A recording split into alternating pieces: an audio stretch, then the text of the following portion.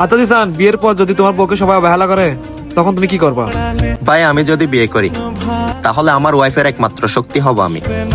কারণ মেয়েদের সবকিছু স্বল্প মেয়াদী হলেও দীর্ঘমেয়াদী হয় শুধুমাত্র স্বামী।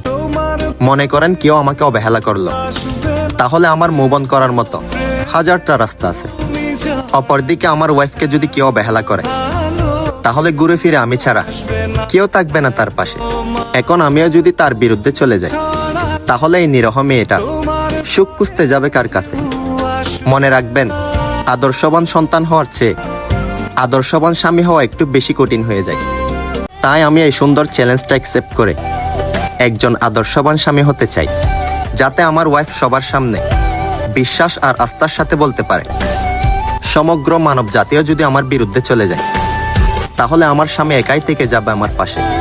সব সময় যে স্ত্রীরা স্বামীর গর্ব হবে তা নয়, বরং স্বামীরা স্ত্রীর গর্ব হলে বিষয়টা একটু বেশি সুন্দর হয়।